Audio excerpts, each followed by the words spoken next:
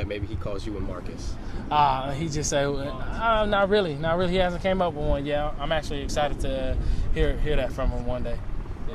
Thanks, Brandon. In my column today in the Barometer, I called you the Cookie Monster. Do you like that name? I mean, that's good. Whatever you come up with, I'm fine with it. I wanted to catch on. All right, man. Have a good one. All right, Cookie. What time we got, y'all? We good. What time we got? Oh, you got class. 25. What time? We good. I saw I jumped in late on Nah, you. don't worry about it. I'm going to get my guy, right? Here we go. That's right. Good game for you guys. I mean, not that you lacked confidence before the season, because you certainly didn't. In talking to you, we felt that you were going to have a big season. But to see it, the production actually reflect that attitude, maybe describe how that feels, to see that translate. I mean, it feels great. Coming into the season, like you said, it wasn't a lack of confidence. I was confident through the whole way, but it was about time we got to play a game to, show how my attitude was this fall camp and put it on the field. And I feel like I couldn't do it without God, and that's one major part of my career. I feel like when I slip on with him, I start slipping on the field. So I know I have to keep him close if I want to do the things I want to do. Faith is something, from my perspective, that too many people have lost faith, not just in football and sports and in life, and I think that's a reflection of a lot of the problems we have. How important is faith to you, and why is it so important? I mean, it's really important. I mean, I can't tell you how important it is. It's important because I know, it's just something that I've been taught my whole life growing up with my family, and faith is a huge thing, a part of life. And I feel like once you lack faith, you just lack confidence, You can't have confidence and then not have faith. You got to have both. And, you want to have confidence in this game, but at the same time, if your faith is high, then you go out there and you play well for him, and that's one thing that's big in my life. Now, the production from you and Wheat has been there, obviously, at the start of the season. How would you grade you guys' performance? Because the rankings reflect you guys at the top of the class. Yeah, I really pay attention to the rankings, but, I grade ourselves, we're doing really good. I want to give it a grade, actually, but I feel like we're doing good, and we just got to keep it going. And one thing we can't get complacent. That's one thing a lot of, I feel like guys in the game do. When you start to blow up, you get the media attention, and then you get overconfidence, you get complacent. And that's one thing we stress to each other. We got to keep it going, We just want to, and one thing Marcus said, we got to be the best to ever do it at, Oregon State. You had, Chad and Hoosman's out of, so now he said we got to do something bigger than that. You guys feel you can? Yeah, I feel like we definitely can. You talked about staying grounded with all the attention. Who's keeping you accountable, and how are you doing that for yourself? I mean, the whole coaching staff, but as far as our group, Coach B is doing a great job with that. In the film room before every meeting, he sits us down and makes sure we're not overconfident, and we doing everything we did at the beginning of the season, taking that same attitude in every game, because every week we're 0-0. That's how we look at it.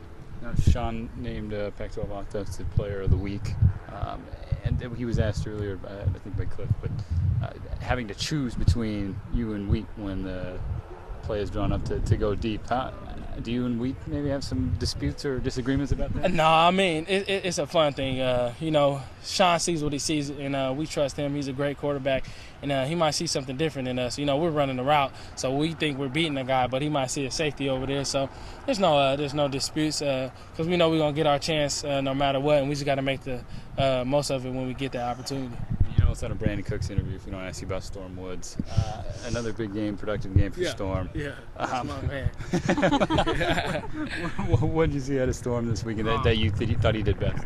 Man, that guy played with heart. He banged around here and there, but he kept fighting, and his vision was, on this game. He ran with more confidence. Before the game, he wasn't as nervous as he, would be the first couple games. I feel like, he collected himself, and he knows that it's just football, and it's something that he's been playing his whole life. And I felt like he was more confident. He had a lot of great reads, and did a lot of great things out there, and played like he was a vet. Are you guys the biggest cheerleaders for the running back, since you guys kind of benefit when the run game is clicking? Oh, yeah. I mean, any receiver is going to be a big cheer for the running game, because once the run game going, the playbook open up, and that sets us up, to go, do some things. Brandon, I wanted to ask you about your relationship with Storm, too. What is it about you two? Why are you so close? I mean, to be honest, I don't know. When I came in Oregon State, I felt like I was one of those guys, like, I'm just going to come in and I'm going to do my years and I ain't going to get closer to anyone. And then it was something that clicked off season and we was working out and, I felt like we just grew up the same, had the same type of, family background, and we just clicked. And then from there on, it was just like, Oreos. We just stuck together. Yeah. What is your favorite thing about him? His goofiness. When we in the house, he's just real goofy. And my least favorite thing, he always come in and, come in there when I'm sleeping, jump on the bed and wake me up. Turn the lights on, and it might be 11 o'clock, and I'm trying to get sleep, and he just come in. You want to play Madden, and then, but that's one of the things that gets to me. But no matter, we have such a close relationship. I feel like we grew up together. I've heard that you two were banned from taking classes together, but now you're both taking something. But we're taking sports science. Your academic advisor is hesitant to think that you two can actually pay attention. Nah, we gonna get it. We gonna, cause once it comes to the school, we take it serious. We do a lot of goofing around, and we did a lot of goofing around in study hall and got our stuff done. But so I'm guessing that's why she was pretty nervous putting us in the same class. In offensive meetings, are you not allowed to sit next to each other? No, I mean, we have our groups broken up, but he has to sit in front of me, and he might turn around here and there and give me a smile, or I might do some goofy face, and then, but it's just fun. It's just fun. Your teammates tease you guys a lot about how close you are, right? You're kind of inseparable, dressed the same. Yeah. Man, it's amazing. We get a lot of, stuff for that from our teammates, but it's more funny, but we don't care. We just going to keep doing that. It's our personality, and that's how we are together. And they love it. We bring smiles to people's faces, and we just, I don't know, we just the same people, I feel like, but with different positions. Is that the part of why you guys have been successful, both of you individually and as a team, especially offensively? Oh yeah, so close? This whole team was just so close, and to make for me and Storm to be so close, we just trust each other. And off the subject about me and Storm, but I feel like just the whole offense is just really close. We just stuck together like glue, and we worked together this offseason together. And I feel like the team chemistry is what's bringing us together. I feel like different from last year and this year is we all bonded a lot more than what we did last year, and we trust together. We trust each other and we play together.